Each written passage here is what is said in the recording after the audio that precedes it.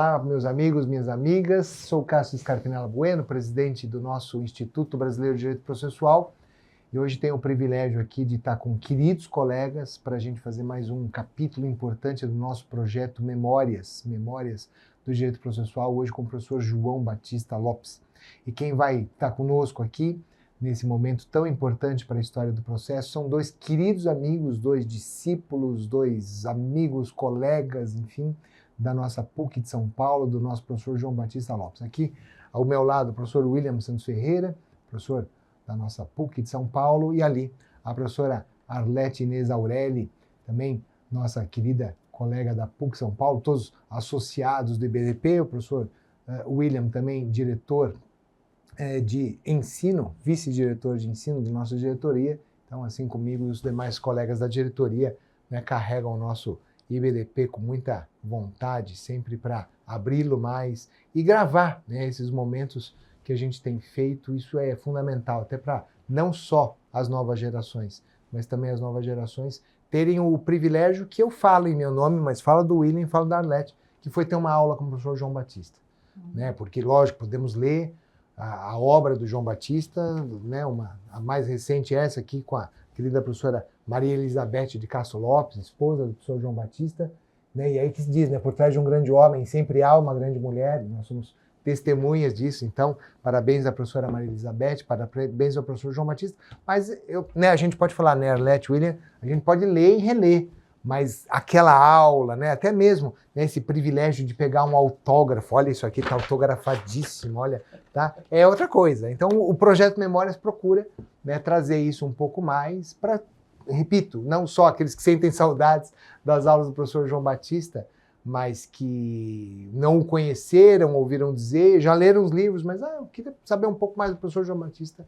Essa é a nossa oportunidade. E, como sempre, a gente faz aqui um bate-papo informal, gostoso, né? Tentando, né, trazer o máximo possível, né? Porque o protagonista é justamente aqui o professor João Batista Lopes. Então, professor, muito obrigado né, por ter aceitado o nosso convite prontamente. Muito obrigado por ter vindo da comarca de São Paulo, né? O senhor que mora numa outra comarca aqui, para a gente poder gravar aqui na comarca de Perdizes, né? Que a gente brincava.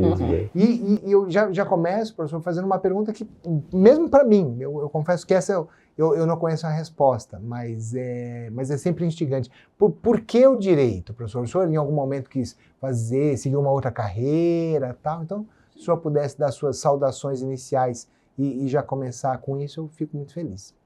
Bom, eu quero agradecer, até comovido, né, as suas palavras. Eu tenho realmente alguns quilômetros, digamos assim, de estrada, né, no processo civil.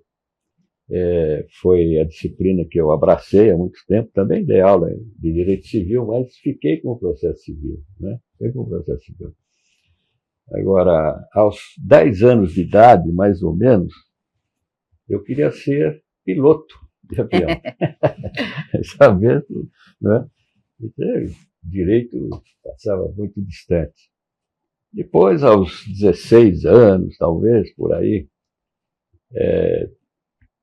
tinha um amigo que era engenheiro, eu falei, puxa, é tão bonito isso, engenharia e tal, etc. e coisa, né? Então, só que a vida nos reserva muitas surpresas, né? Então, eu sou de Taquaritinga, de São Paulo. Aliás, é uma cidade que restaurou a monarquia em 1906, durante 24 horas. Entendi? Está no Estadão, pensou os arquivos do Estadão. Bom, Taquaritinga, minha família humilde, meu pai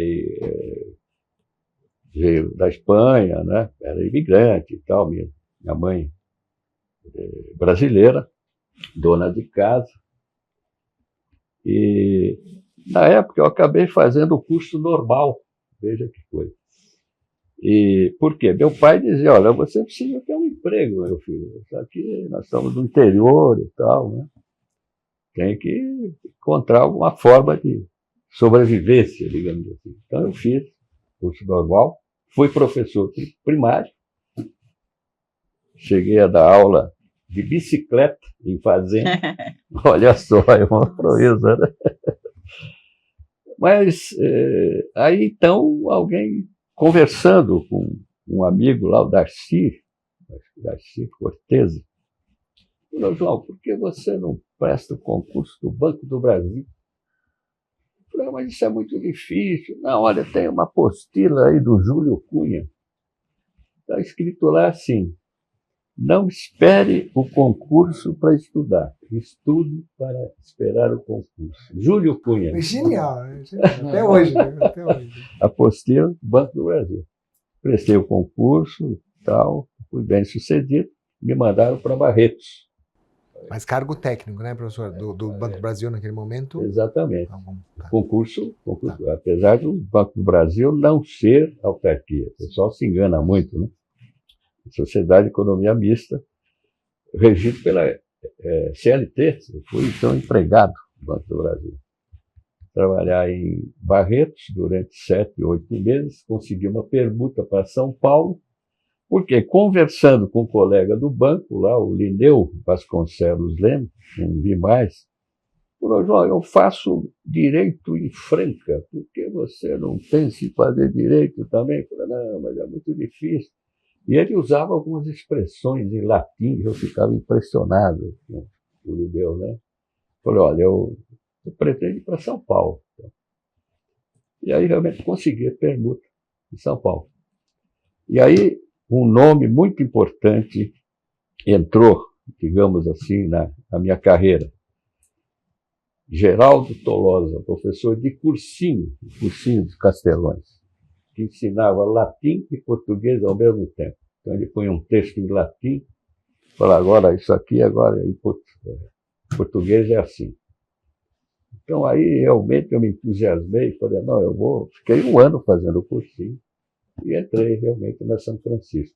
Agora, eu acho que o que eu consegui na carreira, né, se deve, sobretudo, à sorte, à minha sorte. Eu tive sorte. Por exemplo, tive sorte de casar com a Beth, né? E que até agora estamos juntos 50 anos de casados, né? Não é brincadeira. Agora, nessa parceria que fizemos, para a 2ª edição do Teoria Geral da Prova, ela foi fundamental, porque, João, a primeira edição não está ruim, né? O pessoal elogia, então os amigos elogiam, os colegas, alguns ex-alunos, né? Mas, João, veja sobre o ônus da prova, por exemplo, tem tantas teorias. Ela lembrou o Soares de Faria, escreveu, acho que em 1930, 36, uma tese, um trabalho de livre docência na São Francisco, principais teorias sobre o ônus da prova, isso em 1936. Então que eu falei: bom, Beto, mas então, se é para aprofundar, vamos começar com Chialóia, né? Direito romano, que já dizia o seguinte: olha, essa história de dizer que o ônus da prova incumbe a quem alega, isso aí, né? Porque às vezes o réu é que tem o ônus da prova. Está no Chialóia, direito romano, né? Então comecei, enfim. Mas sorte em tudo. Eu fui fazer o mestrado porque a Beth insistiu muito. Eu não queria, eu falei: bom, aliás, eu nem falei do ingresso na magistratura, porque isso é óbvio, né? Prestei o concurso depois, fui bem sucedido, tudo. Mas surgiu a ideia, né, de fazer o mestrado. Falei: bom, mas eu sou juiz, vou fazer o mestrado, não tenho tempo, como é que eu vou fazer e tal? E a Beth insistindo: vai fazer, vai fazer. E ela também fez o mestrado, doutorado e tudo, né? Então, veja, não é sorte, né? Alguém. Aí estava no tribunal de alçada, extinto, segundo o Tribunal de Alçada Civil, fui até diretor do Centro de Estudos, tem momentos com muita recordação, né, do segundo alçado, um tribunal bem organizado e tudo mais, né? Aí falei: Beth, eu vou me aposentar aqui no Tribunal de Alçada. Não, não faça isso. Você tem que terminar a sua carreira, tem que ir para o Tribunal de Justiça. conversando, insistindo, andando no Parque Ibirapuera, o tempo que eu andava lá, andávamos lá na caminhadas e tal. João, você não pode, você tem que esperar o Tribunal de Justiça. E realmente foi decisivo isso. Esperei e tal, me aposentei no Tribunal de Justiça e recentemente na PUC aí, né? Até para priorizar a saúde. Então, a razão foi essa, porque na PUC tenho grandes amigos intelectuais. Estão presentes aqui o professor William, que eu consulto aí sempre, né, quando se trata de princípios fundamentais. Né, está no livro aí, tá lá. Quais são os princípios fundamentais? Está lá o professor William, está lá o professor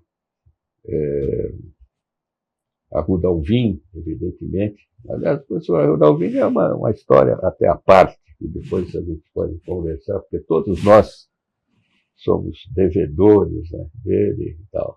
Teve uma influência decisiva. Né? E depois, nos outros momentos de, digamos assim, de evolução, de progresso, a Beth sempre presente, me empurrando e tal, e eu querendo, com milhares de processos lá em Bragança Paulista, né, casos estavam à beira da prescrição. Eu dormia no fórum. Por quê? Porque o hotel na praça era barulhento, os estudantes ficavam até 2 horas da madrugada. Dormia no fórum, faço questão de dizer. E dormia bem, porque era um silêncio. Fora aquele casarão e tal. Depois fui juiz em Bragança, sim, não é? Substituto em Campinas, depois Bragança, depois Conchas lá, uma comarca pequena, mas fiz grandes amigos ali, pouco serviço. Na época, 500 processos por ano. Nossa. Que delícia. Que bênção, né? Imagina. Eu me lembrei do desembargador Galeno Lacerda, quando se aposentou como desembargador. Na época, me lembro do discurso, ele falou: tenha consciência tranquila, já proferi 300 votos este ano. Hoje, os números hoje são 300 votos, era uma coisa espantosa, num ano. 300 votos num ano. Nossa, muito diferente, né? Hoje você tem 300 quanto um mês. No segundo alçada eu recebi 700 processos de uma vez para julgar, porque era o acervo. Uhum. É verdade que tinha muita denúncia vazia lá no meio, era muito fácil, né? E na faculdade de Direito, quem foram seus professores? Ah, sim, tive grandes professores, né? Veja, no 5º ano, vou começar pelo 5º ano, Miguel Reale, né?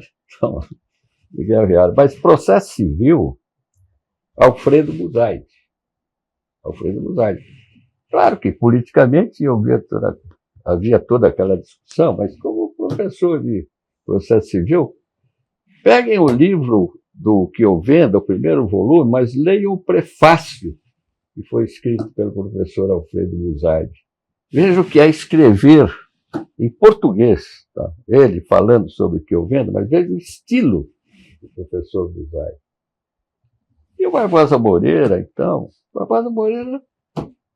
você ler Barbosa Moreira é aprender processo e aprender português. É simples, eu falo para os alunos e tal. Falava, né? Agora. E lembrei também do grande administrativista, constitucionalista, o Caio Tácito, escreveu um artigo sobre o ensino do direito. Então ele diz: o ensino do direito, tal como se encontra hoje, precisa ser modificado. As pessoas precisam raciocinar. As pessoas não estão raciocinando. As pessoas querem mostrar um domínio sobre o direito positivo. Porque a lei tal, porque o artigo tal. Não é isso. É preciso raciocinar. Isso me chamou muito a atenção e tentei passar isso para os alunos do mestrado, né? Insistia muito nisso. Posso aqui dar o meu depoimento sobre isso? Porque eu devo a minha carreira, o senhor é muito importante para a minha carreira docente.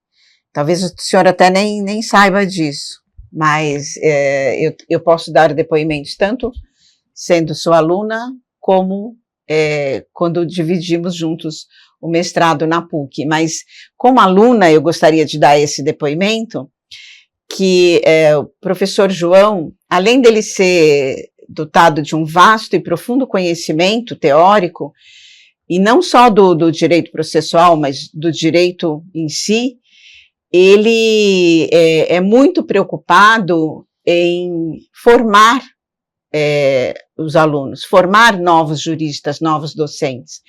E ele sempre insistia, e isso eu pude ver, não só como aluna e depois também acompanhando suas aulas em parceria, o professor tem uma profunda preocupação que os alunos tenham um espírito crítico, que eles formem a sua própria opinião e com isso possam, como ele está dizendo, refletir, pensar o direito. Então, o senhor foi muito importante para mim. Eu posso dar um depoimento assim de uma das aulas? Naquela aula, o senhor tinha determinado, né, para uma determinada pessoa fazer a exposição, e eu tinha que ser a debatedora. Só que quando eu ouvi a exposição daquele aluno, eu concordei com as ideias, achei que foi, nossa, maravilhoso. E quando o professor me pediu para fazer a minha crítica, eu disse, não, eu gostei da exposição. E eu também não queria, né, atacar o meu colega, né?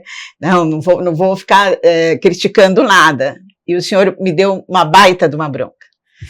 Não, você tem que ter um espírito crítico. Não me lembro. Diga aí o que é que foi que você não concordou tanto, e o senhor me forçou muito. E eu lembro que eu fiquei impactada naquela aula de mestrado, mas a partir daí, eu comecei a criar esse espírito crítico também. Né? Eu agradeço, mas olha, eu chamar de você, né? Sim, claro. Nós dividimos turmas no mestrado, né? Eu me lembro muito bem do seu domínio sobre provas ilícitas, por exemplo, sobre admissibilidade, né? Mandado de segurança. Então, para mim, foi aprendizagem na sua companhia, do mesmo modo que o professor William. E nós sabemos, pega o nosso livro aí, a segunda edição, veja lá, princípios fundamentais, né, da prova, do direito probatório. Veja lá quem está em primeiro lugar, lá na indicação, William Santos Ferreira. E há outros nomes lá, veja bem. Coloquei o William, porque achei que era o mais completo sobre isso. Sem desprezar, evidentemente. Imagina, Moacir Amaral Santos, por que o Moacir não estava em primeiro lugar?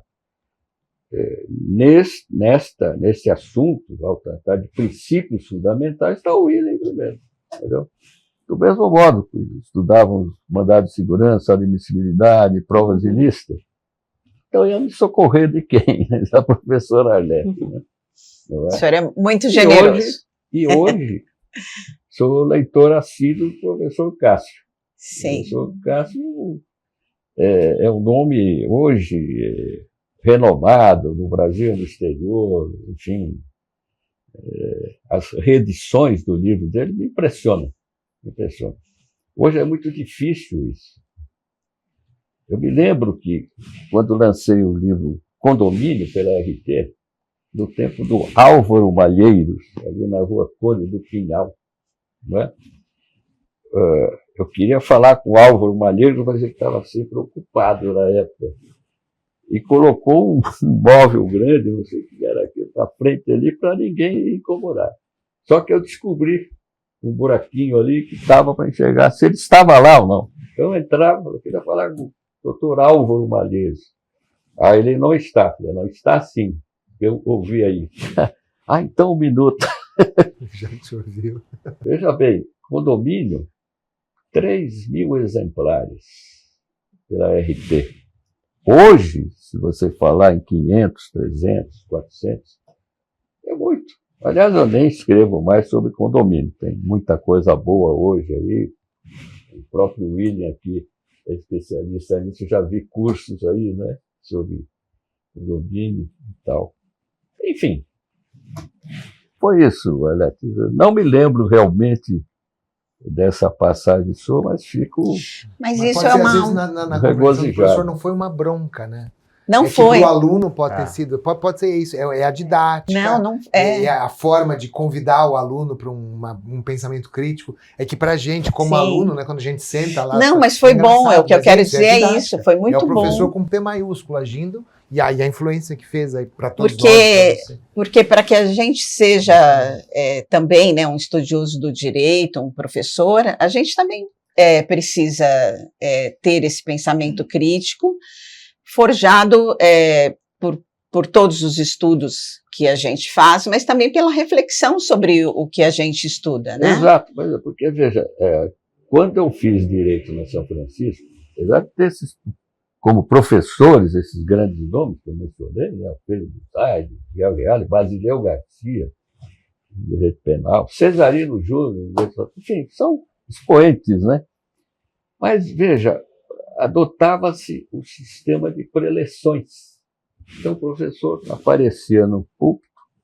Me lembro do professor Gofredo Silva Teles, olha só, grande nome. Ele chegava, pegava o microfone assim, ficava parado alguns segundos, todos nós de paletó e gravata, hein, na São Francisco, alunos de paletó e gravata. Ele pegava o microfone, ficava olhando assim, todo mundo esperando ele falar.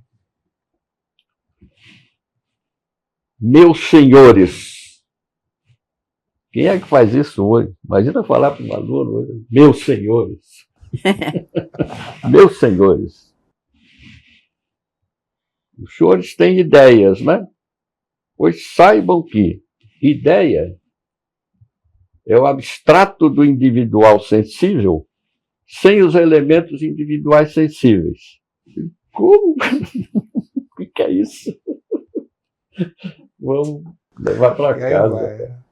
Então, mas era um sistema de preleções. Agora, na PUC, não.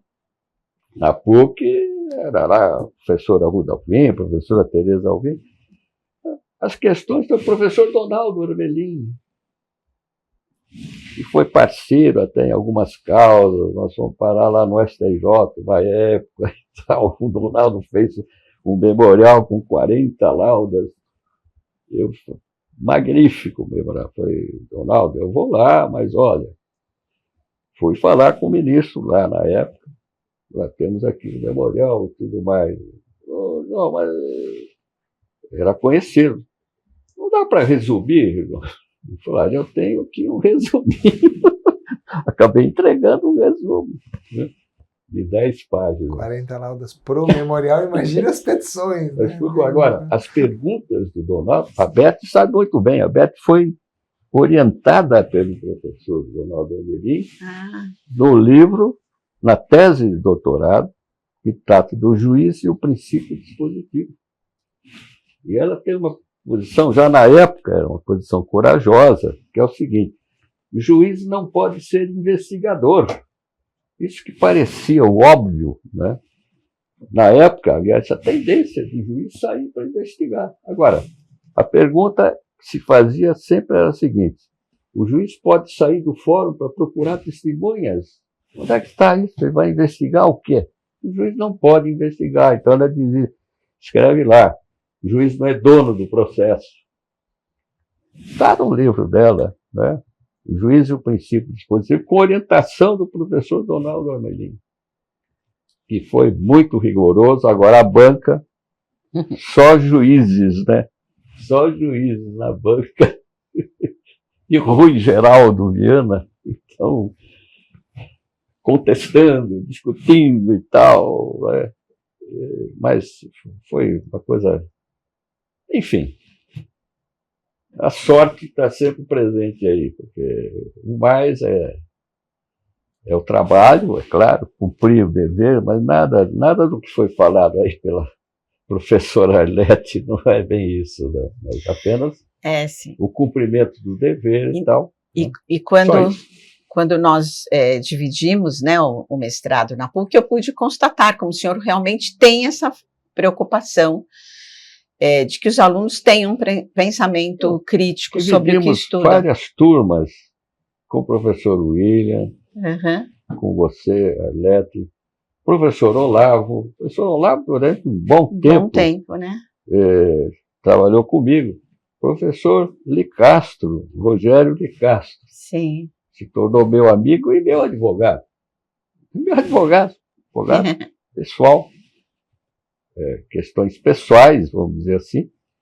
E do meu filho também, um dos meus filhos e tal. Licastro, Rogério Licastro. Sim, um querido. E trabalhou comigo quanto tempo, inclusive me ajudava muito, porque eu dizia, bom, Rogério, essa parte aqui é segunda instância, eu fui embargador, tudo, mas eu não tenho ido ao Tribunal de Justiça. Eu não vou dar um parecer e entregar o parecer para o relator. Eu sempre fui contra isso, mas eu respeito quem faz isso, né? Porque a minha posição foi sempre muito clara.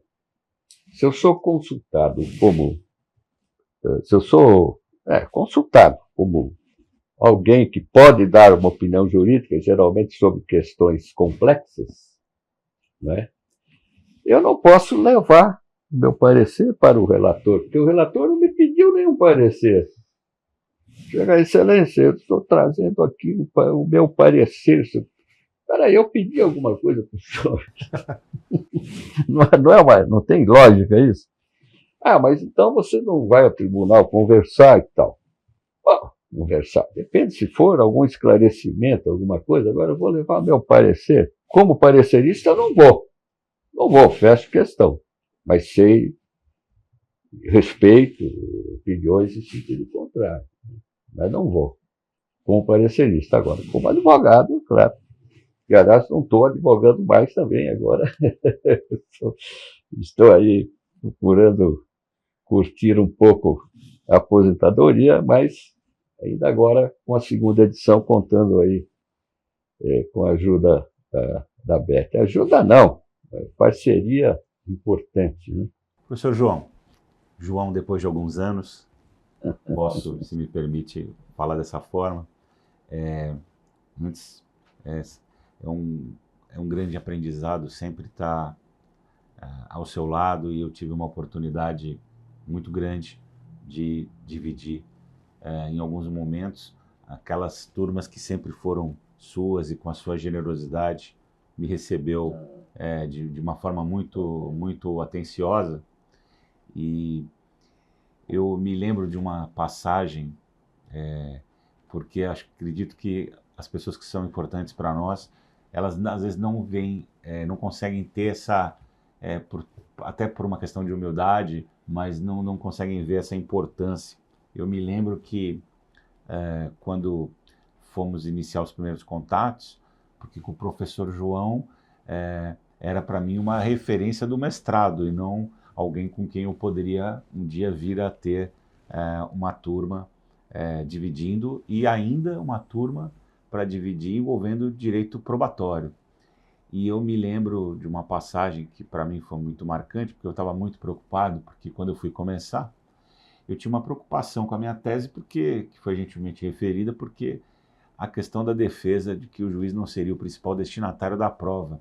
E a minha preocupação no primeiro momento era, puxa, eu vou falar com o professor João, vou dividir com o professor João, cuja matéria de prova sempre foi dele no mestrado, que escreve sobre esse tema, que foi magistrado, desembargador, e eu vou falar isso. E eu preocupado com essa posição, e quando você recebido, ele começa, evidentemente a turma ia começar com a manifestação dele, e ele começa manifestando sobre a questão do destinatário, sobre a questão da posição da prova, e fazendo até por gentileza, uma referência à minha reflexão.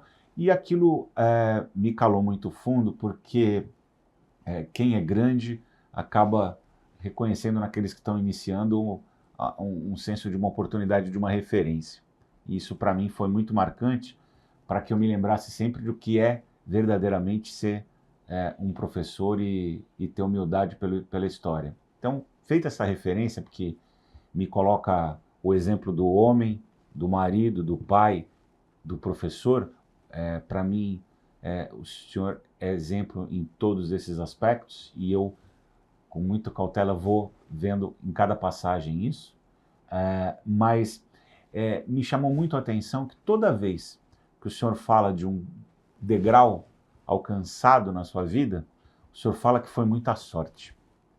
Eu sempre me pautei pela referência de que sorte é competência com oportunidade. E me parece que o senhor, se teve oportunidades, foi porque elas encontraram a competência. E eu vejo hoje essa questão da dedicação. O senhor fala também, além da sorte, de que sempre foi um papel. Eu gostaria de ouvi-lo sobre algo que eu sei que lhe é muito caro.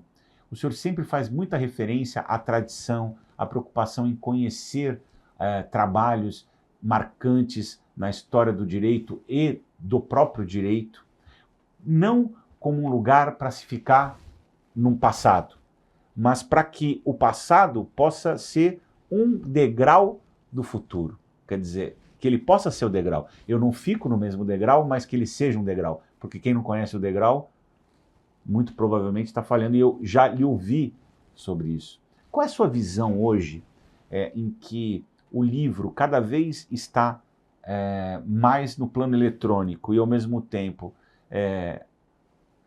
os autores que vieram antes parecem muitas vezes serem uma referência para alguns, indireta? O que é a importância desse contato na sua visão e o que foi no seu estudo, na sua progressão no estudo do direito, essa importância e o que levou a esses tratadistas e essa relevância para os novos professores, os novos alunos que nós temos?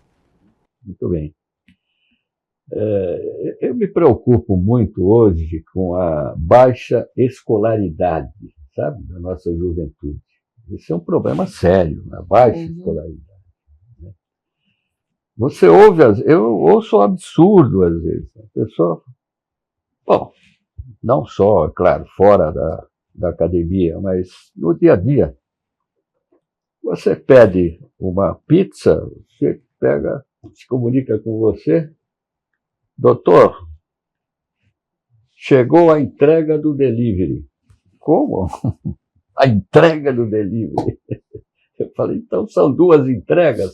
Como assim? A entrega do delivery. O professor Rogério Licastro me contou uma também que é excelente. Conversando com um motorista, diz, olha, quanto é que você consegue ganhar aí por semana, né? Qual é a sua renda mensal, né? Ele falou, olha, é difícil calcular, mas é mais ou menos uma faixa etária de R$6.000. Faixa etária. Ele está perguntando quanto ele ganha na faixa etária. Ele ouviu falar, faixa etária, achou bonito. Né? Então você ouve a todo momento elo de ligação. Espera aí, mas todo elo não é de ligação. Um plus a mais. Plus a mais. Essa é terrível. Isso é muito comum. Plus a mais. Né? E um discurso aí, não vou falar onde, mas um promotor que tinha sido promovido, vem lá um sujeito saudar, falar, ele vai deixar uma lacuna vazia. Então fiquei imaginando como seria a lacuna cheia.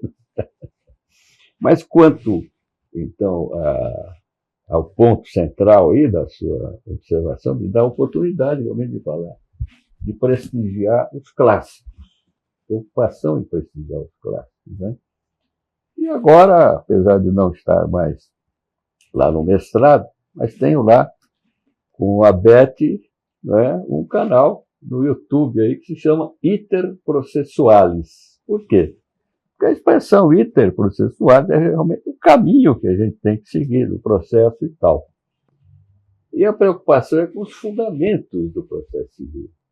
porque acho que não adianta o professor chegar e falar, olha, hoje vamos estudar no litisconsórcio. Litisconsórcio é isso, vamos estudar.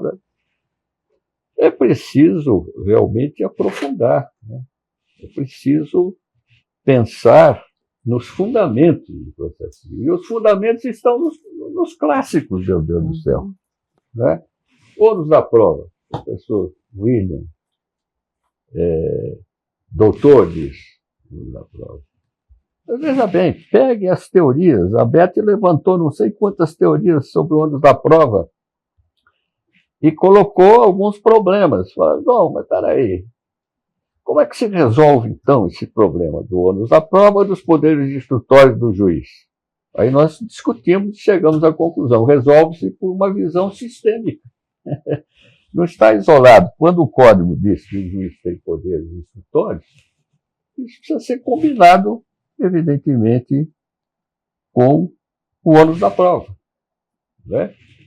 Agora, é preciso deixar bem claro que, em princípio, o juiz não deve tomar a iniciativa probatória, em princípio. Mas, às vezes, pode acontecer. Eu tive casos de precisar, já ao despachar uma inicial, determinar uma providência imediata, porque o prédio estava em situação de engenheiro. Eu chamei o engenheiro de confiança, falei, você vai lá.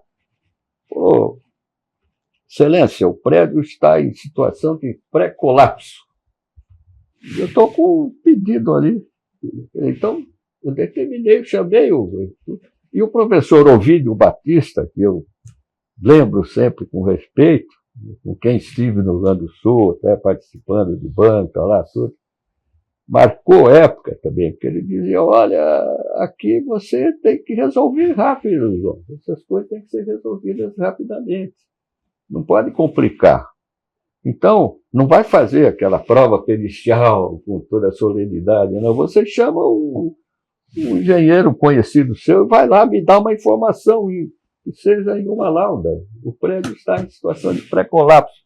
Concedo a liminar. Acabou. Né? Então, acho que o objetivo é esse, não é, professor? Nós temos que estudar os clássicos, aproveitar o que os clássicos. Sobre o ônus da prova, por exemplo, né? Tem um doutrinador que diz que toda essa discussão sobre o ônus da prova é inútil, não passa de expressão acho que travestimenti meramente verbale del problema stesso. Travestimenti meramente verbale. Então, isso é tudo um jogo de palavras só. Ônus da prova. Esse, o autor criticando os outros. Né? Enfim, então acho que é preciso começar e terminar com os clássicos. Né? Mas com uma revisitação. Aí sim é que entra o que o professor William falou. Eu não posso simplesmente repetir que Alvenda falou isso, Carnelucci falou aquilo. Então tem que aproveitar os clássicos. Então pega o Tarufo, por exemplo, você vai ver. Ele deu uma palestra lá em Curitiba, que ficou famosa, sobre senso comum. Senso comum e experiência. O que ele quis dizer? Ele quis dizer que a sentença ou a atividade judicial vai muito além do direito. Não é só o direito, pegar a lei, pegar a jurisprudência, não, vai muito, é sociologia, é psicologia, é matemática, é contabilidade, enfim. E o senso comum. Então, isso o Tarufo escrevendo, né? E o Tarufo depois nos brindou também com um trabalho sobre prova científica. Então, surge sempre a discussão, o que é a prova científica? Tem um laudo, o perito, né? Isso é prova científica, laudo pericial? Vamos discutir, né? Há muitos requisitos, o Tarufo expõe lá os requisitos para que uma prova seja considerada científica. Isso está no nosso livro aqui, discuti muito isso com a Beth e tudo, né? Como também alguns aspectos importantes que não têm sido devidamente examinados pela doutrina, como prova dos lucros cessantes. Eu fui pegar um artigo do Clito Fornatieri Júnior, sobre prova dos lucros cessantes, mostrando as divergências, as duas correntes e tal, não é?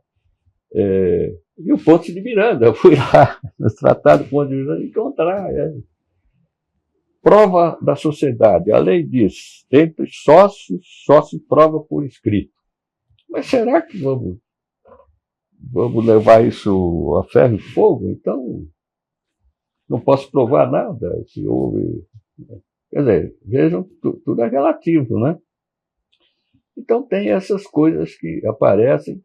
E o professor William sempre suscita alguns aspectos novos, os estándares probatórios. Chama atenção para isso, está no nosso livro. Né? A Beth e eu discutimos dos estándares probatórios, os dogmas probatórios. Se me permite, eu acho que você pode uma reflexão muito importante sobre esse aspecto mencionado dos estándares probatórios. Qual a sua visão, João, em relação, porque hoje há uma colocação, uma expectativa de uma maior concretização da análise de um conjunto probatório e, ao mesmo tempo, não só de orientação pelo juiz, mas de controle do juiz também. Não que ele externe a sua posição como um comunicado, mas que ele demonstre as razões daquilo que ele toma como uma decisão.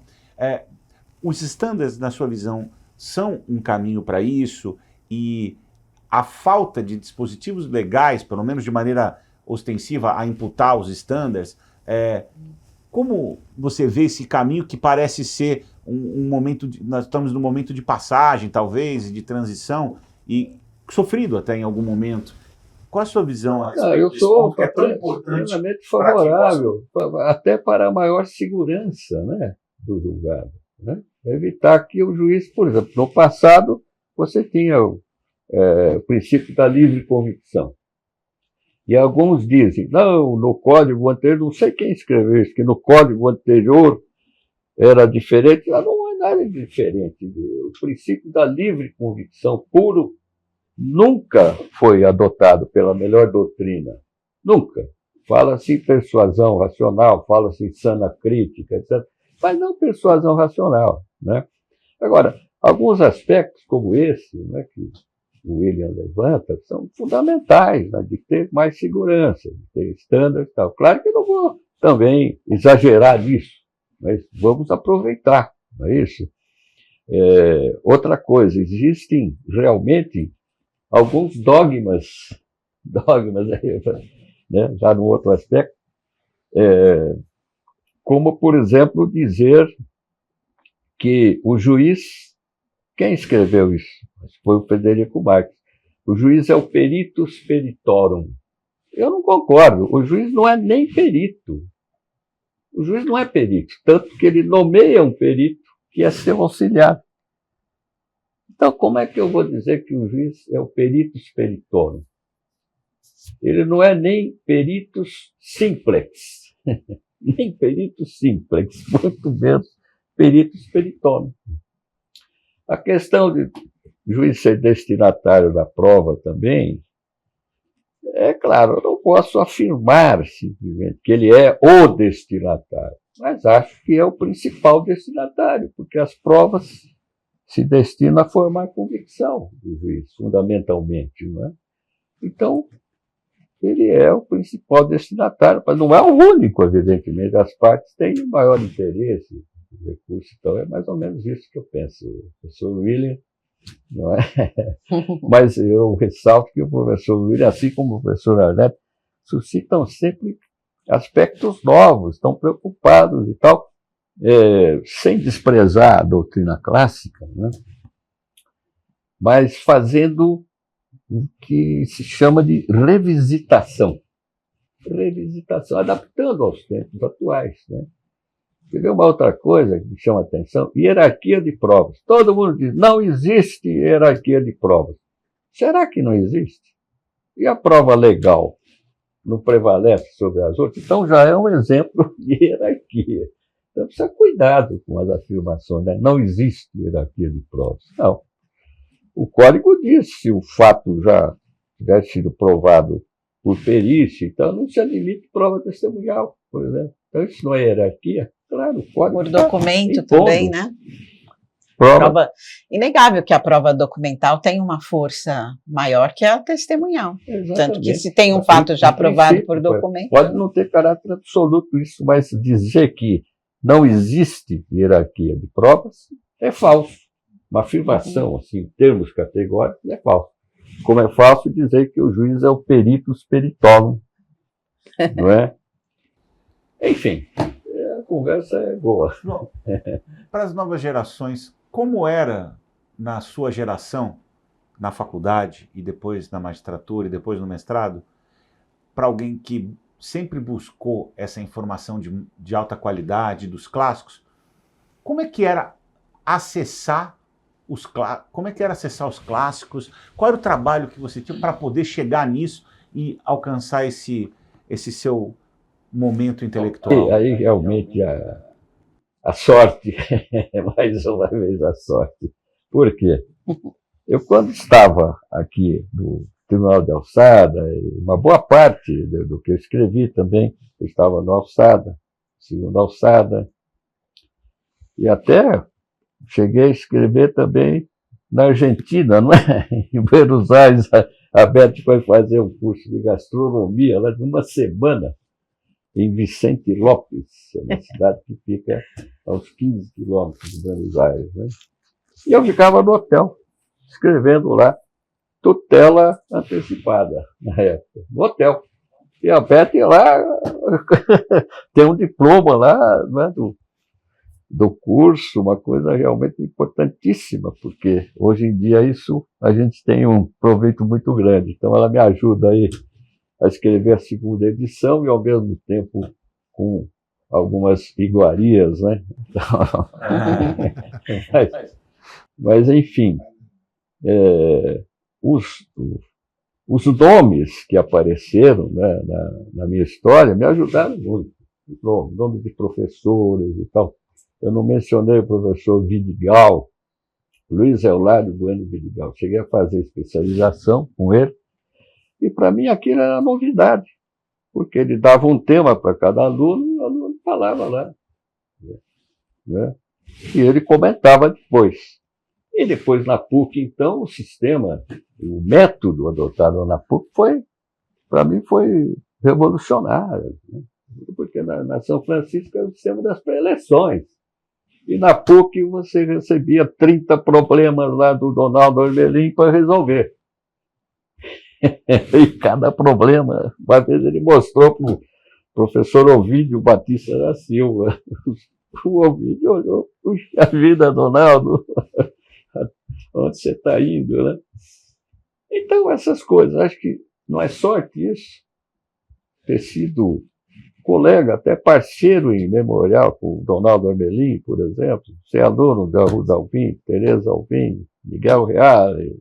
João, um dos pontos que eu sei que você e a Beth tiveram uma preocupação grande num determinado momento, foi no Código de 2015, então um projeto e discussão, que tornou-se até também uma publicação imprensa também, com relação à distribuição dinâmica do ônus da prova, que foi uma das suas preocupações de ambos, uma preocupação relacionada a esse assunto, e sei que também quando nós dividimos a nossa matéria, havia uma preocupação muito grande e sempre tomado como surpresa pelos alunos, e às vezes até por pessoas que se dedicam à área, falar que a distribuição dinâmica ela se origina há muito tempo atrás. Aqui só para trazer essa homenagem ao clássico, porque ela foi uma revisão. Eu estou homenageando as suas palavras pela história que conheço juntos.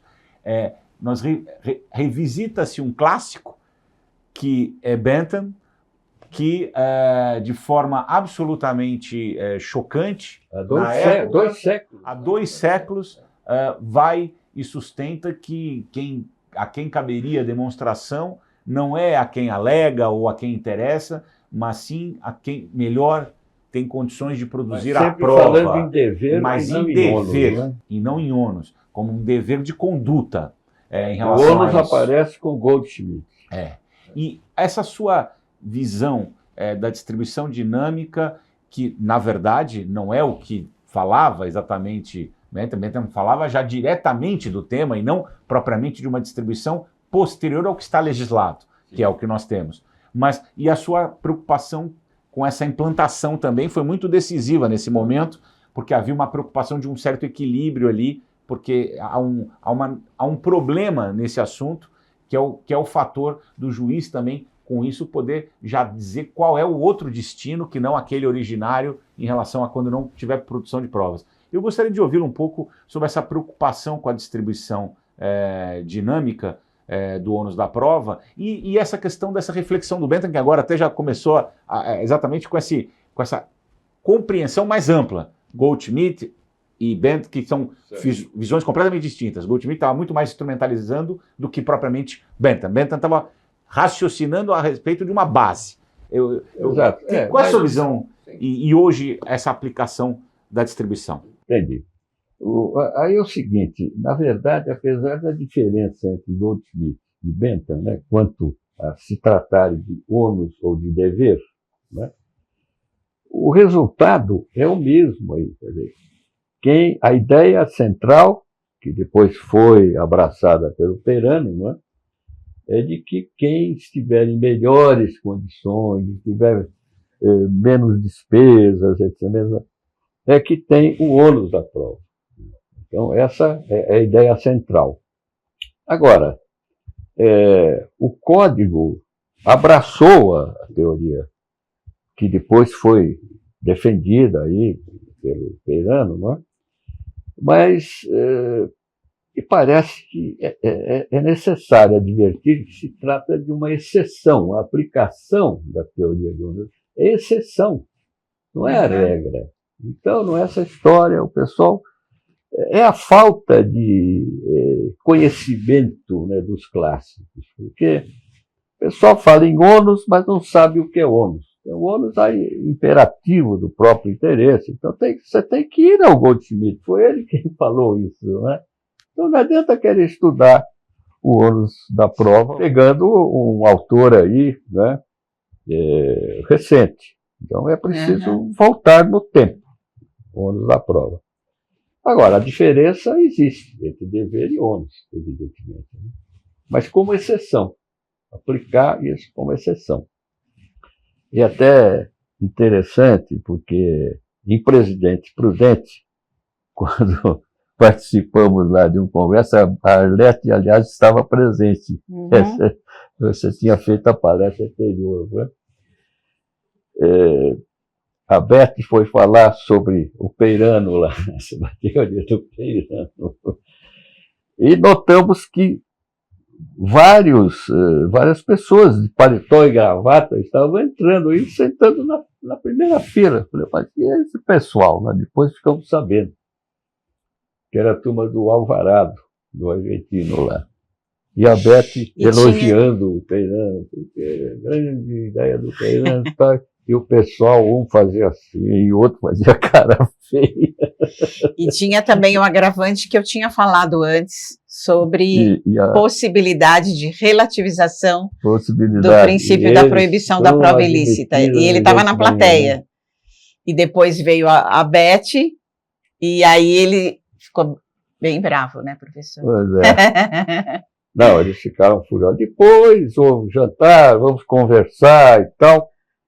E a Beth até falou para o Alvarado, não foi, Beth? Falou, olha, eu não sou ativista. O senhor está pensando que eu sou contra as suas ideias aí do garantismo? O problema é o seguinte, é que garantismo e ativismo, não é, significam extrapolação. O sufixo ismo aí é extrapolação. Nem sempre, mas nesse caso é extrapolação. Ativismo, né, é extrapolação, por quê? Vou dar um exemplo. Eu digo ego, eu. Egoísmo, só eu. Então, ego é válido. Egoísmo não é válido. Ativismo, não. Mas juiz ativo, sim. A Beth escreveu depois sobre isso até. juiz ativo, mas não ativista. E também o Picó tentou realmente mostrar que esse dilema aí pode ser discutido. Nem tanto a terra, nem tanto ao mar, nem uma posição, nem outra. Então, mas eu respeito a corrente aí de processualistas de indústria defendendo o garantismo. Então, outros ativistas, não, ativismo e tal, que às vezes nos tribunais aí se vê a manifestação do ativismo, né? Mas voltando aqui ao William, eu acho fundamental o estudo dos clássicos. Não é, mas com a visão, com a aplicação às nossas necessidades, digamos assim, que são grandes, né? Agora, também criticar o judiciário de modo genérico, como se faz aí, dizer que a justiça é morosa e tudo mais, é que o pessoal não estuda, vai ler o Carnelutti, né? Carnelutti, falando sobre o tempo do processo, ele diz lá, così come il contadino, assim como o lavrador, né? Bisogna aspettare per raccogliere. Precisa esperar para colher. Uhum. Agora, o pessoal quer soluções imediatas. Ele quer para o juiz, ele quer eliminar. Se não der eliminar, fica bravo. Não é. Precisa tempo. O Carnelutti bate nessa terra. Paciência.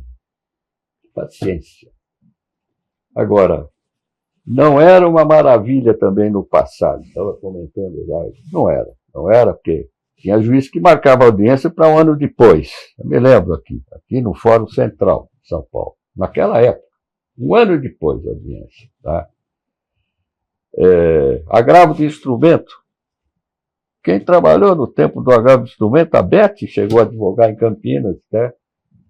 A formação do instrumento, às vezes, demorava 6 meses. Formar o instrumento do agravo, 6 meses. Para depois ir para o tribunal, para aqueles que não... Antes da reforma de 95, né, que formava Então, dizer que antigamente era uma maravilha, não era uma maravilha. Grandes professores na São Francisco, mas sistema de preleções. Agora, eu tomava nota, né? Eu aprendi, claro, aprendi com o Miguel Goiás, aprendi com o Buzai, né? Mas vamos com calma.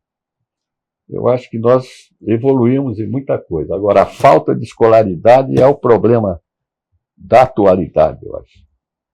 O pessoal não tem base, não estuda, não lê. É internet, é cultura de manchete, é repetição.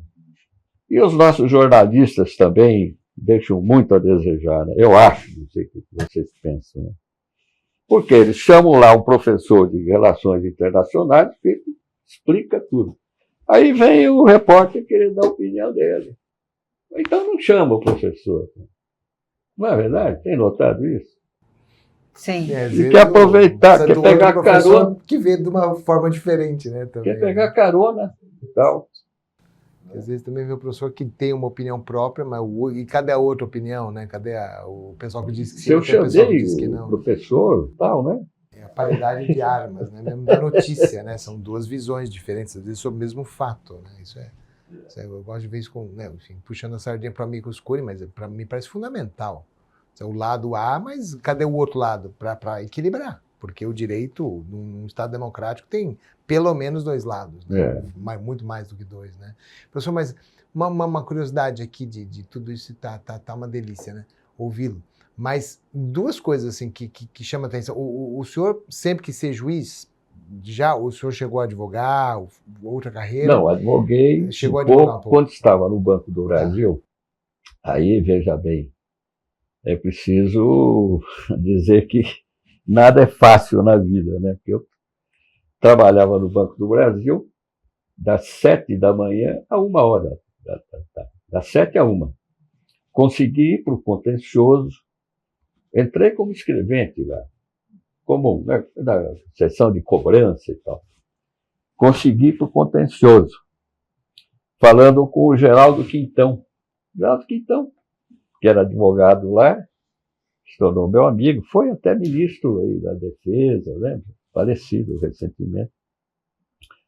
O Geraldo Quintão falou, olha, eu estou assessorando aqui o professor Paulo Bonilha, que era professor da PUC, de Direito Comercial, né? O chefe do jurídico. Eu estou assessorando, mas como escrevente. E eu estou conseguindo passar para o quadro de advogados, Geraldo Quintão. Então, alguém me apresentou para ele falou, você estuda onde? Estuda na São Francisco. Quem é seu professor de processo? Ele falou, Alfredo Musaides. Foi a carta, vamos dizer, foi o que decidiu a parada. Ele falou, você é aluno do Musaides? Eu vou apresentar você para o doutor Paulo Bonilha, então. Aí começou a conversa. O professor Bonilha era consultor, dava pareceres para o Banco do Brasil. E eu, como escrevente, assessorando, datilografando, na época, os pareceres. Né? Então, tudo foi sorte. Foi sorte. Ou não foi sorte?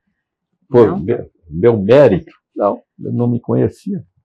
Foi sorte, eu fui lá procurar saber como é que fazia para passar para o contencioso.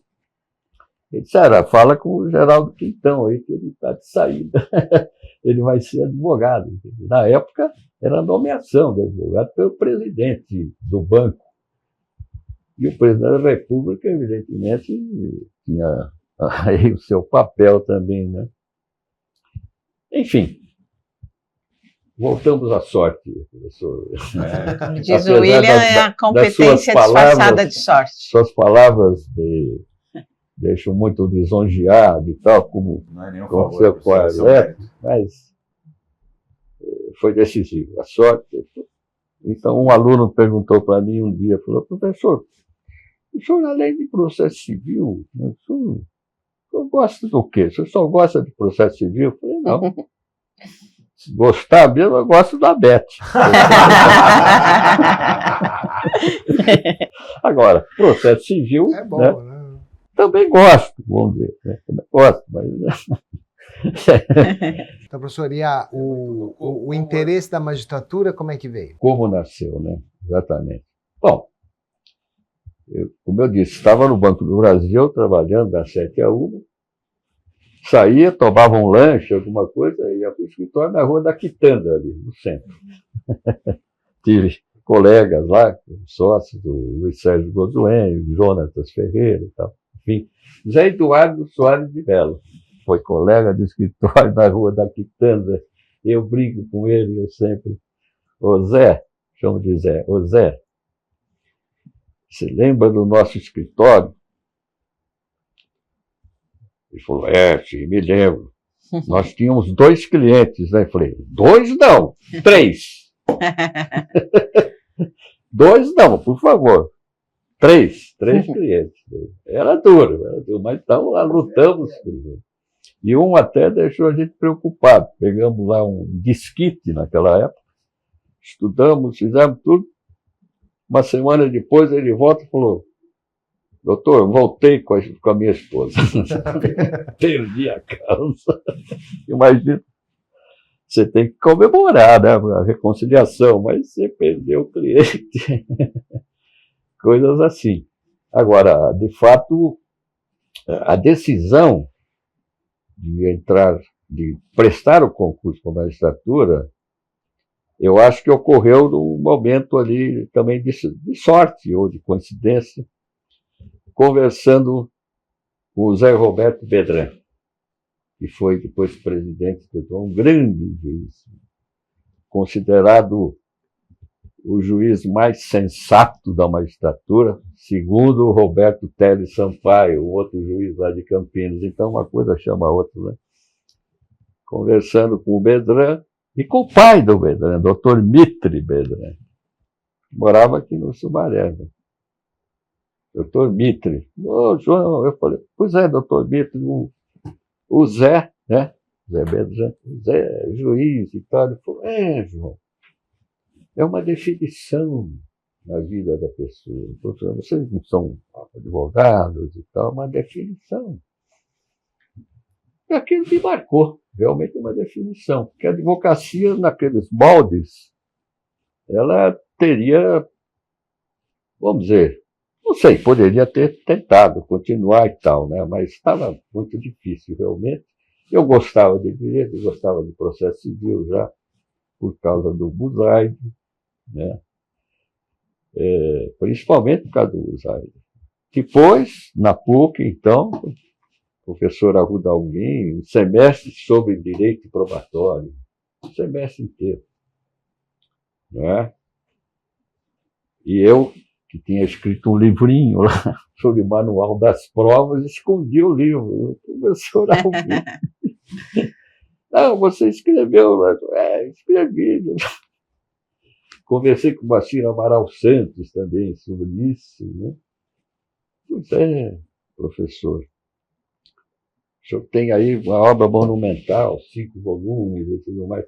E o Moacir Amaral Santos tem uma passagem muito interessante, porque em 74 discutia-se sobre o Código de 73, o novo Código. E eu era juiz em Campinas. E pensei, falei, poxa, vou convidar alguns professores aí para um seminário aqui, coisa de... Né?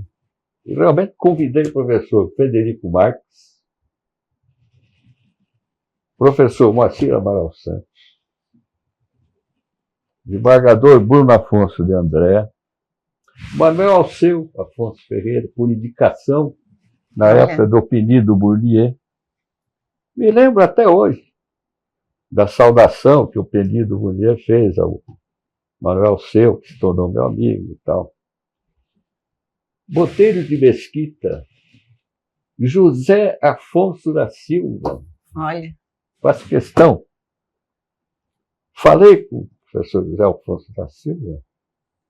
Professor, nós estamos fazendo um seminário, vamos fazer um seminário, o senhor é um dos convidados, muito obrigado. Então, eu combinar direitinho o horário, o carro vai pegar o senhor aí.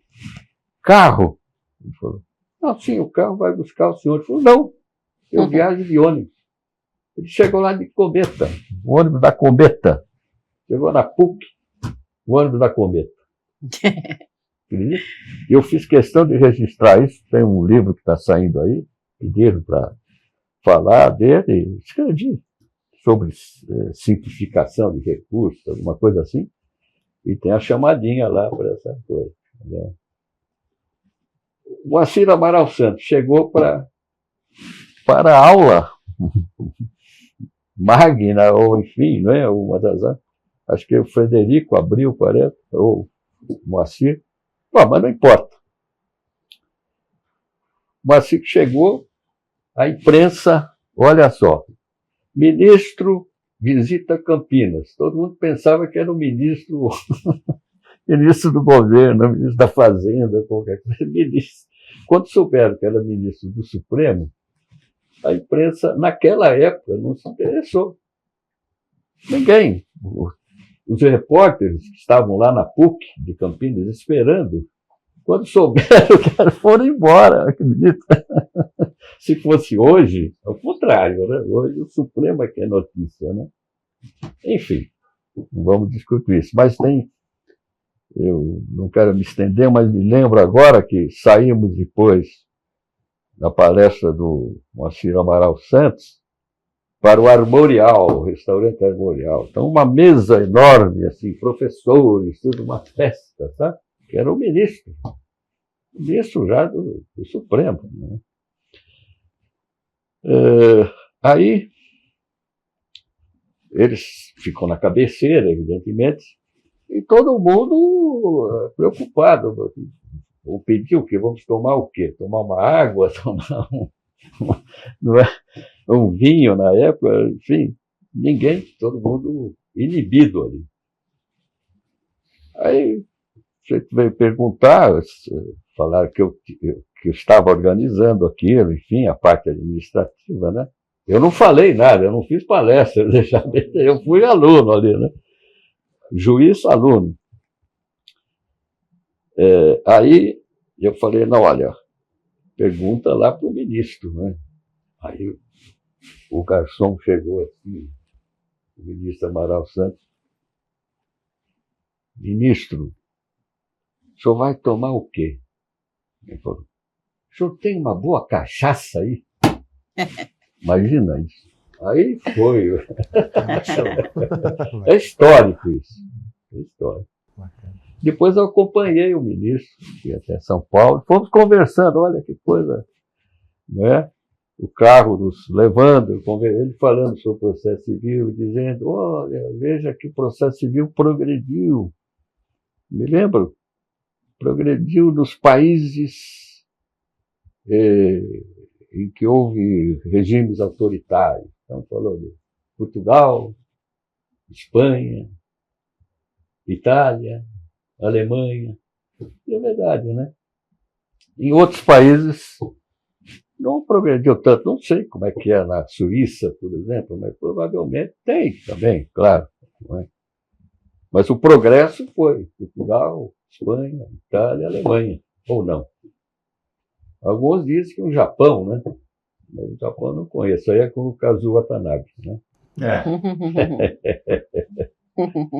É muito bom, né, falar dessas coisas, mas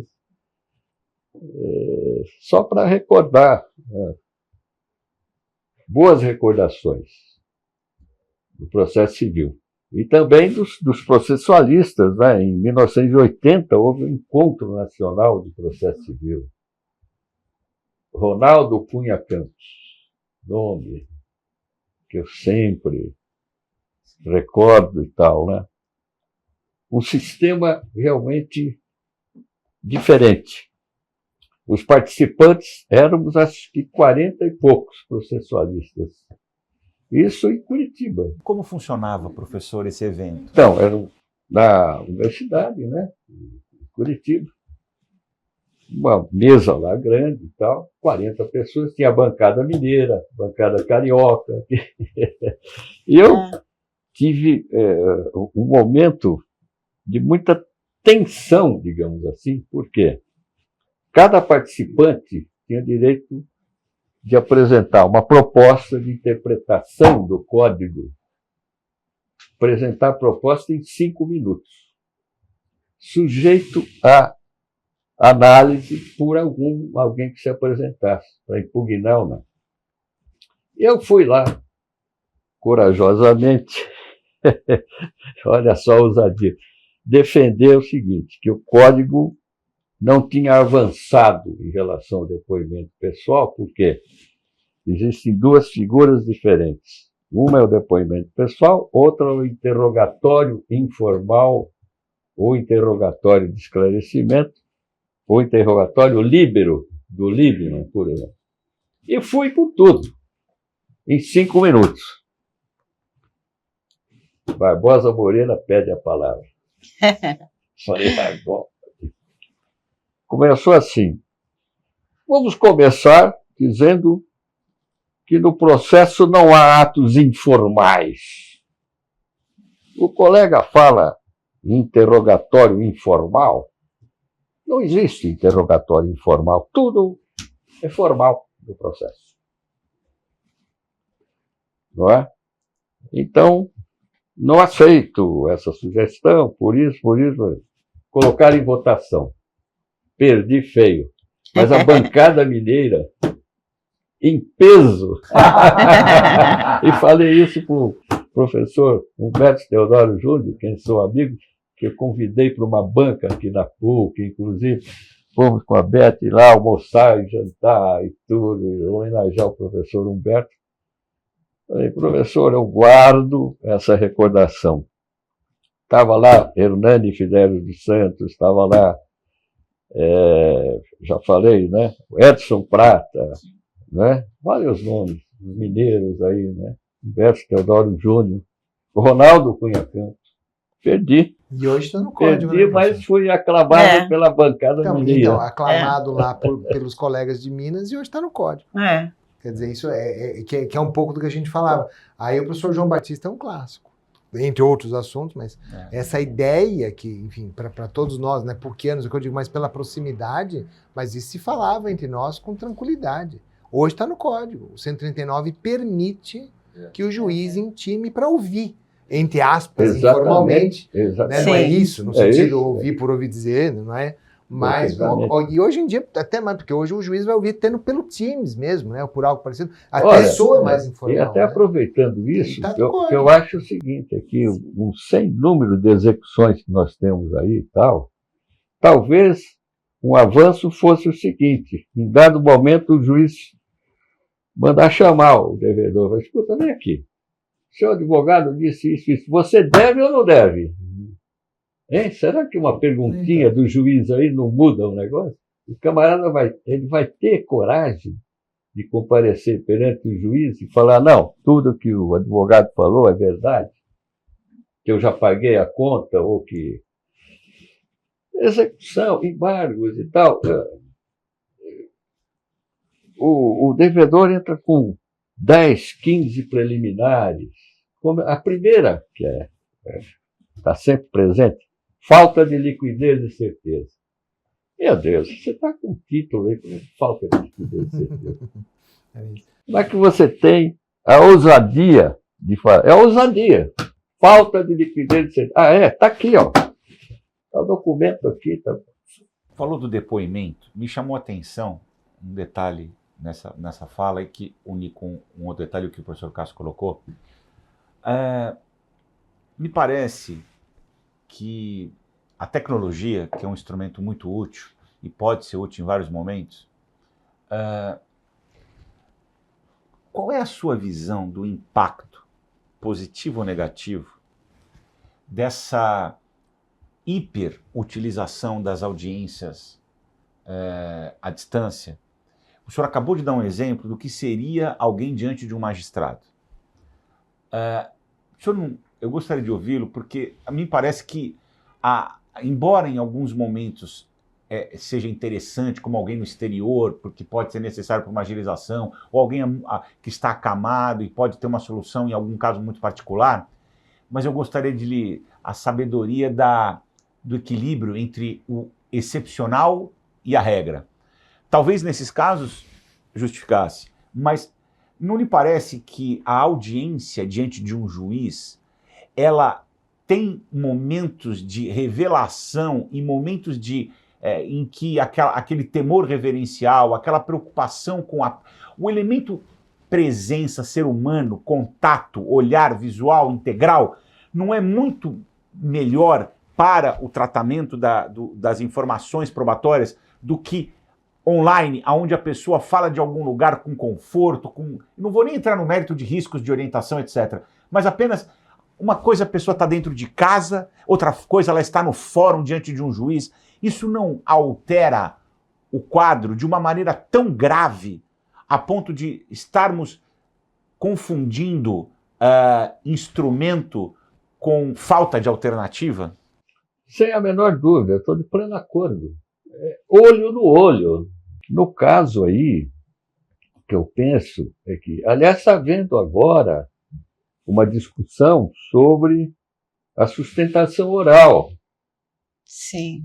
Tem um trabalho recente aí do Licastro, do Rogério Licastro, defendendo, né, como um direito do advogado. Porque, veja bem, em 2 ou 3 minutos que você consiga falar para os desembargadores, isso pode ser decisivo. Pode ser decisivo. Você invoca um argumento ali, olhando para o desembargador, é diferente de gravar e mandar um vídeo. Não tem sentido. Não há razão para isso. Sustentação oral com vídeo, não sei se o professor Cássio tem feito aí, né? Então, essa atividade que eles chamam de assíncrona, né? Mas isso é um videozinho gravado. Esse videozinho que gravado. É enviado, eu não vou nem partir do pressuposto que ninguém vá assistir-lo, né? Mas é isso, é a quebra do ao vivo, da paridade, da possibilidade de influência, e um pouco do que o professor William está falando, o professor João falou, que é isso, uma reação que você capture, né, no teu interlocutor, faz Sem toda a dúvida. diferença. Até para corrigir a tua trajetória. Sim. Que nem quando a gente dá aula. Você vê que o aluno fez uma Não, cara... você opa, fazer não uma entendeu. cariação, Você fazer muda, uma né? cariação, Exatamente. Por exemplo. Faz total Não, diferença. isso. né? A cariação presencial é uma A coisa. questão do respeito institucional, né? Quer dizer, lógico, a gente não tem, né, enfim, né, os fóruns, né, são lugares mais simples, a gente sabe, mas é importante você saber que lá tem uma autoridade pública e os advogados como funções essenciais, promotores, defensores, enfim, é uma questão. E a gente confunde talvez, né, o que é viável até depois da pandemia, pelo que todos nós vivemos, com o que é Estava dizendo em necessário, normal. Estava dizendo em relação normal. à execução. Sim. É. Execução. Quer Eu dizer, gostei dessa ideia. você chamar informalmente mesmo, o juiz deseja ouvir. Não, o quanto devedor. que isso que o senhor está colocando não ajudaria hoje num dos grandes dilemas do processo atual, até por causa de mau uso ou até abuso da tecnologia de litigância predatória. O juiz está em dúvida, saber se as pessoas existem. Eu acho Chama. Perfeitamente. É isso. será que aquele Sim, Num plano macro, é isso. será que o devedor vai ter coragem de negar. olhar para o juiz e falar, não, realmente eu não devo nada? Não, ou até falar, mas não fui eu que assinei, doutor, também, ué. Pode, me interessa. Agora, é claro que não se vai resolver todos os casos. Sim, mas... Não, tem muitos que, com cara de pau, são capazes de dizer até que são credores. Não, aí está tudo errado. Claro, aqui, aliás, nós estamos no Brasil, não esqueça. Não estamos na Alemanha, né? Eu acho que houve uma vez na PUC, parece que alguém perguntou qualquer coisa, era um juiz alemão, se não me engano. Disse, bom, como é que vocês fazem na Alemanha se, digamos, como é que é? Se o advogado ou assim, discordar e começar a discutir com o juiz e tal, como é que vocês fazem lá? Mano, nós não fazemos, porque isso não acontece. Se acontecer... O problema não se põe, né? Não, e depois, se for no direito inglês, então, o contempt of court, né, quer dizer, não acontece. Agora, aqui, o pessoal acha que pode discutir com o juiz e tal, e desrespeitar até. Professor João, por que o senhor escolheu a PUC no momento do seu mestrado e a sequência, como se desenvolveu como professor? Bom,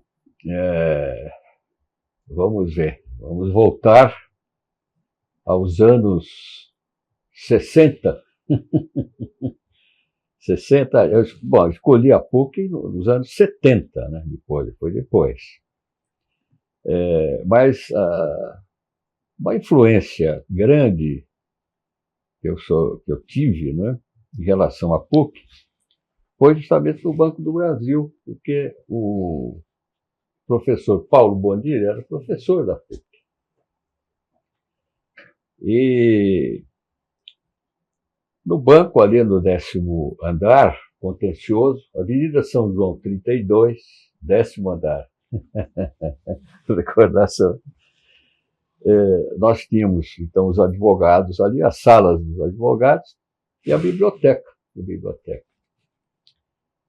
E o professor Paulo Bonilha era consultor ali, chamava de assistente jurídico, mas era o chefe ali e tal. Ele dava os pareceres.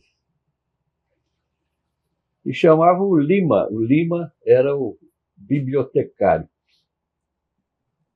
Para Lima, traga aqui livros sobre contrato de compra e venda, vamos dizer assim. E o Lima pegava lá 10, 20 volumes e colocava na mesa do Paulo Bonilha, né? Então eu comecei. Eu era datilógrafo dos pareceres dele.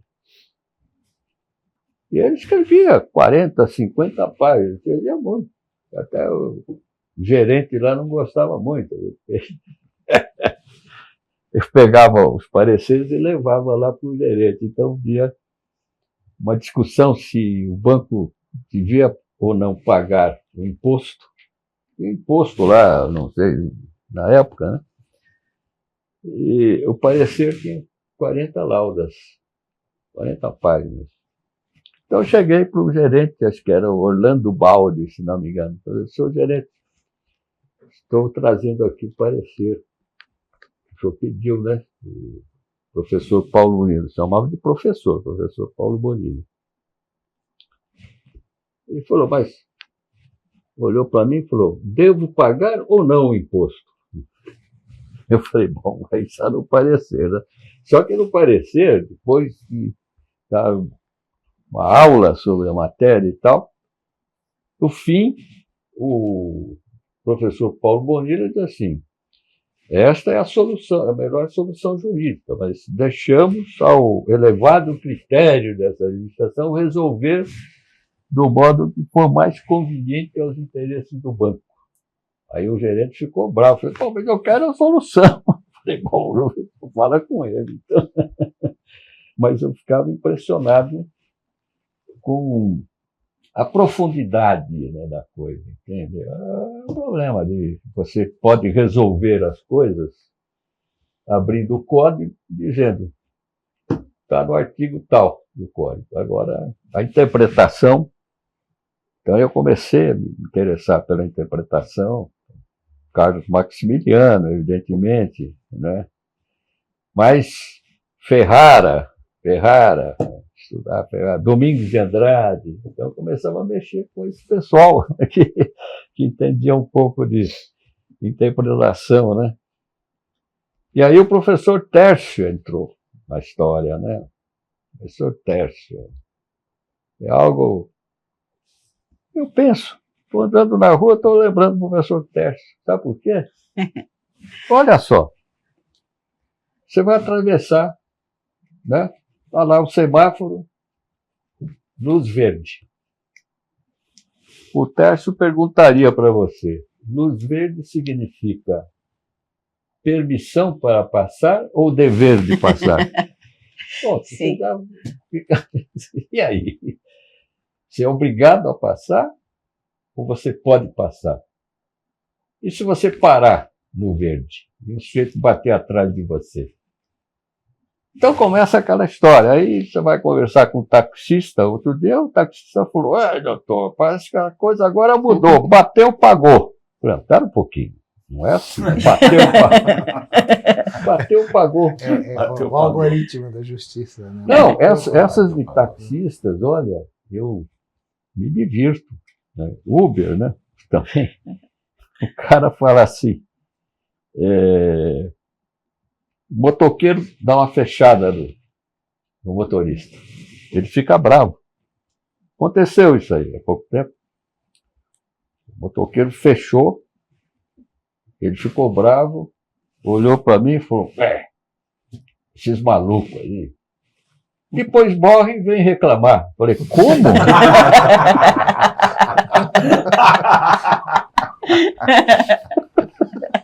Assim não dá, né? Bom, é isso aí. Mas aí foi a influência do professor Paulo Bonilha. Na verdade, eu atribuo ao Geraldo Quintão também, e ao Luiz Sérgio Gozuem, de quem eu fui sócio também depois, mas quando cheguei ao Banco do Brasil, tive contato com advogados, com escritores, tinha lá um colega no banco, ele falou já, João, eu já tenho 300 sonetos. Ele falou, mas você escreveu em casa? Ele falou, não, durante o expediente. Né? 300 sonetos. Então, não, tinha o pessoal que estudava ali. O Geraldo Quintão, não é? Paulo Bonilha. E muitos nomes, o Rui de Azevedo Marques, olha só, advogado lá. Correia de Brito, professor da São Francisco. Moreira Alves, eu me esqueci de falar, Moreira Alves. Foi colega sim, eu era escrevente. Moreira Alves veio para São Paulo para trabalhar no contencioso do Banco do Brasil. Dava pareceres de uma lauda e meia. Mas olha... Nossa. Preciso. Para resolver o problema bancário. Agora, vai conversar com ele lá sobre direito romano, aí você vai ver. Você vai ver. Não é? Mas Moreira Alves, me lembro até que isso depois, né? Ele foi convidado para uma palestra e chegou o encarregado lá, funcionário, falou: o senhor vai precisar assinar os papéis por causa do imposto de renda. Falou: não quero receber nada, não vou assinar nada. Impressionante, impressionante. E acompanhei o concurso dele na São Francisco, né?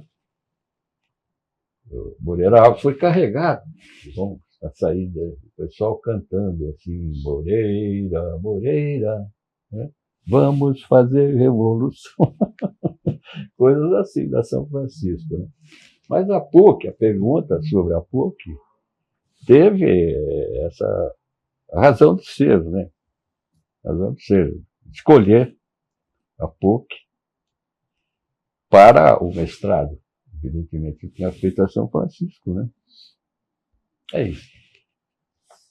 Professor, eu queria dizer que estou muito feliz em participar, né, dessa homenagem muito merecida para o senhor, e manifestar aqui não só a minha admiração, meu respeito por toda a sua obra, a sua vida acadêmica, mas também manifestar minha gratidão,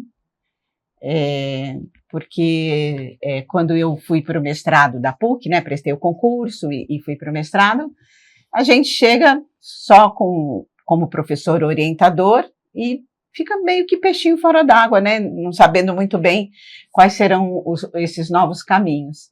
E nesse momento o senhor foi muito acolhedor para mim, muito acolhedor. Eu me lembro que o senhor sempre me convidava para participar de suas aulas de mestrado, fazendo uma palestra ou outra, e eu fui com isso, aprendendo com o senhor, observando e me enfronhando ali no mestrado, até que depois pudemos, numa época tendo turmas como a gente fazia antigamente, né, um professor na sala de aula, mas depois, com os novos regramentos, dividimos muitas turmas, né? Não só Sim. nós dois, mas com o Olavo, com o William, que está aqui, com o Cássio, nós também dividimos. Lembra, Cássio? Então, sempre nos revezando, né? Mas eu acho que com o senhor foi sempre uma parceria, assim, de estarmos sempre ali juntos, dividindo, né, essas turmas, e eu aprendi muito com o senhor.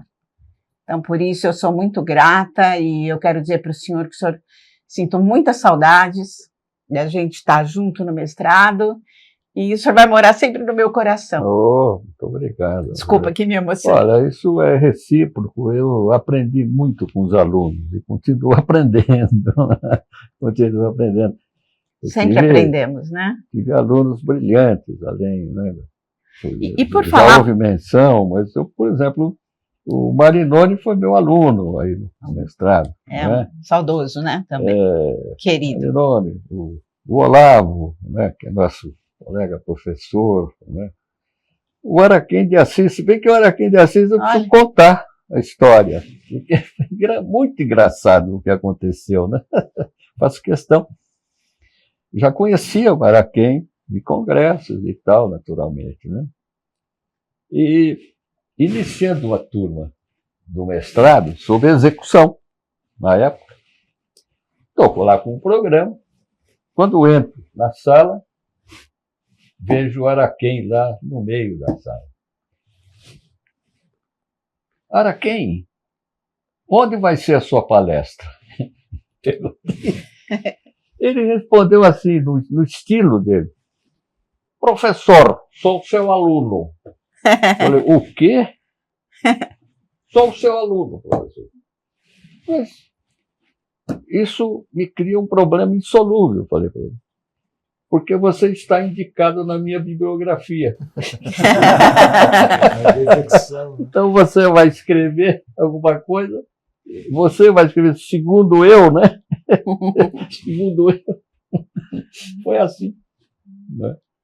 E, professor, por Depois falar o Araquém veio para cá, já era mestre, veio para o doutorado, mas foi, vamos dizer, uma formalização do que não teria sentido. O Araquém sentado ali, eu dizendo, olha, leia um livro do... né? Isso é muito marcante. Então, veja bem, eu aprendi com alunos, aprendi com o Marinoni na época. Por quê? Na banca do Marinoni estava o Kazuo Watanabe, participou, o Donaldo orientador, e o Kazuo. Né? Só que nós ali dissemos, mas escuta, você está defendendo isso na época, né? Tutela antecipada, então como é que é essa incursão aí pelo mérito? E tá, nós contestamos ali o Marinoni, e ele, não foi aquilo, entendeu? Então, e tantos outros que passaram por ali, né? Lembrar o Barioni, o saudoso Barioni, foi meu aluno, né? Sim. O Olavo foi aluno. Isso é muito gratificante. Eu aprendi realmente. Não é força de expressão, né? Eu acho que é recíproco, esse intercâmbio, essa troca de informações. Sim. Eu sempre fui favorável a isso, a troca de informações. Por que eu vou comparecer e querer ensinar só? Não sei, eu posso estar errado em muita coisa, né? Enfim. Agradeço aí, mas fico lisonjeado. Eu que agradeço, sempre grata. E, por falar na nossa PUC, eu gostaria que o senhor falasse um pouquinho sobre o seu livro Ação Declaratória. Como surgiu a ideia de escrever, como que foi? A declaratória foi decorrência. Eu fui orientado pela professora Tereza Alvim na ação declaratória, né? Uma coisa que me intrigava muito era o seguinte: a afirmação pacífica, digamos assim, da doutrina, no sentido de que a declaratória se destinava a desfazer a incerteza jurídica. Isso nunca me convenceu, porque certeza é subjetiva, né? É algo subjetivo, então como desfazer a incerteza, né? Então passei a defender a posição de que, na verdade, a tônica, ou o ponto principal, o aspecto principal, a essência da declaratória é a concessão do valor segurança emergente da coisa julgada. Essa foi a tese. E aí, na defesa, sabe como é? Tem as divergências, discordâncias. Não, mas não sei o quê. Não. O que a declaratória dá a você é a segurança jurídica emergente da coisa julgada. E não desfazer a incerteza, porque a incerteza é subjetiva. Não é o juiz que vai mexer com a sua certeza ou incerteza. Ele dá para você a solução jurídica. Foi essa a ideia, né, de escrever a declaratória e tal. E foi bem sucedido, acho que foi até a 6ª edição, se não me engano. Agora, o Condomínio foi o campeão, né? 10 edições. Por quê? Porque todo mundo tem um problema com o cachorrinho lá que incomoda. Então, cada vez mais, né? Esses mais. Novos condomínios aqui na cidade de São Paulo, imagina a quantidade de problema que não existe, né? Por frações ou pela lógica, são coisas diferentes, né? Lojas comerciais embaixo, que era uma coisa que para São Paulo a gente não tinha, hoje você tem, mas a riqueza infelizmente, de conflito, né? Porque é a matéria-prima, né? Tomadas para carro. Tomada para carro hoje em dia. E o importante no caso do condomínio é que o que se escrevia até então, com exceção do Caio Mário, que o Caio Mário foi o grande, né, o ícone aí da coisa, mas o que o pessoal escrevia sobre condomínio não levava em consideração uma coisa: você tem uma pirâmide aí, eu tenho uma hierarquia, quer dizer, você tem a Constituição, você tem a lei, você tem a convenção, tem o regulamento, então você vai... Aí o pessoal não entende isso. O pessoal acha, por exemplo, que uma assembleia de condômino resolve tudo. Não resolve. Perfeito. Não resolve, porque esbarra na convenção, né? E a convenção também às vezes não resolve, porque esbarra na lei. E a lei pode ser questionada porque ofende, digamos, supostamente, alguma garantia constitucional, algum direito. Então, é a visão de sistema que eu discuti muito, que a Beth sempre se preocupou com essa ideia de sistema. Talvez, né, Beth, por causa das aulas do professor Tércio, também toda essa discussão, né, sobre o conceito de sistema. Ela escreveu bastante sobre isso, mostrando que sistema não é o soma de elementos. Uhum. Sistema tem atributos, né? A unidade, a interação, enfim, a harmonia. Alguns discutem se a harmonia é atributo ou não do sistema, mas, enfim, são discussões muito boas. Isso é importante, importantíssimo, dentro da visão também do professor William, não é? De não atribuir ao ônus da prova essa coisa maravilhosa de resolver tudo. E o ônus da prova, né? O juiz, aí entra o tarufo, realmente. O juiz, quando julga, né,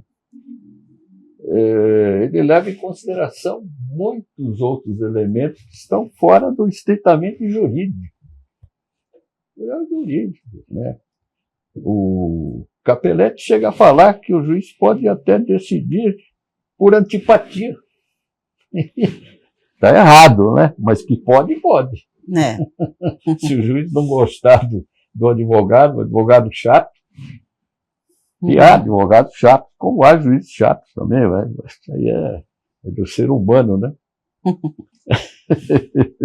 Mas é isso, a conversa vai longe, né? Professor, cabe a mim fazer uma última pergunta, e antes dela, então, queria só agradecer ao professor William, ao professor Arlete, esse bate-papo maravilhoso. Quero agradecer a presença da professora Maria Elizabeth de Castro Lopes, que é isso, né? É a grande companheira, a grande incentivadora. Achei lindo, professor, subscrevo.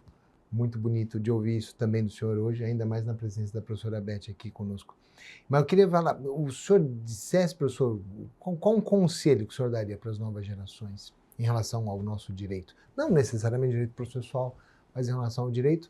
E aí a gente fecha com as suas próprias palavras, professor, agradecendo muito a tua disponibilidade, enfim, todo o seu aprendizado. O senhor sabe quanto o senhor é importante para todos nós. Eu estou convencido, né, de que a leitura é fundamental para isso. Não só a leitura de textos jurídicos, de textos processuais. Então as pessoas precisam ler e não estão lendo. Não estão lendo, infelizmente. Você quer ver uma coisa? Todo mundo fala em separação de poderes, Montesquieu e tal. Mas quem leu Montesquieu? Quem leu Separação de Poderes? Eu li 3 vezes. Muita coisa até eu não concordo, tem umas coisas ali para discutir. Mas em que momento ele fala realmente em separação de poderes? Ou seria divisão de funções? Ele usa o termo separação de poderes. Agora, freios e contrapesos, né? O que significa isso? A maioria não sabe. Quer dizer, a maioria, o povo não sabe, né? Então o cara acha aí que... Bom, penso que fundamental é a leitura e o raciocínio jurídico. Aí eu pegaria o Caio Tácito, grande administrativista, o raciocínio jurídico. Então, eu preciso raciocinar, eu preciso pensar na solução que vai ser adotada. Não adianta falar Pontes de Miranda, uma vez o aluno, eu falei, pois é, Pontes de Miranda sustenta tal posição, né? Não, o aluno falou, Pontes de Miranda sustenta tal posição, escreveu. Eu falei, e você, o que pensa? Ele falou, professor, quem sou eu? Não, a ideia ligada, professor, quem sou eu? É a mesma coisa, professor Cássio. Pega o livro do professor. O professor Cássio diz isso. E você, o que você pensa? Não, eu não penso. Quem pensa é o professor Cássio. Não pode isso. não é? Então, a ideia, acho que é essa, leitura e raciocínio. Seria um resumo, né? Uma síntese do que eu penso. E o debate, é claro, o debate, isso eu aprendi. Aprendi na PUC. E o senhor colocou sempre tudo isso em prática. Esse debate de aluno, professor, então os dois ali sentados, não tem professor lá no púlpito, não, está ali discutindo. E depois sai, vai lá para tomar um café e ainda discute e tal, o debate. Então seria o quê? Esse trinômio, vai. Leitura, debate, raciocínio, por aí. E de ler, naturalmente, textos importantes. Sim. Textos com substância. Né? E está aí o livro do professor Cássio, o William, Arlete, a Beth também, o princípio dispositivo, enfim, por que não? Muito importante. Não é? Obrigado, professor. Obrigado, Arlete. Eu que agradeço e fico lisonjeado com tudo isso.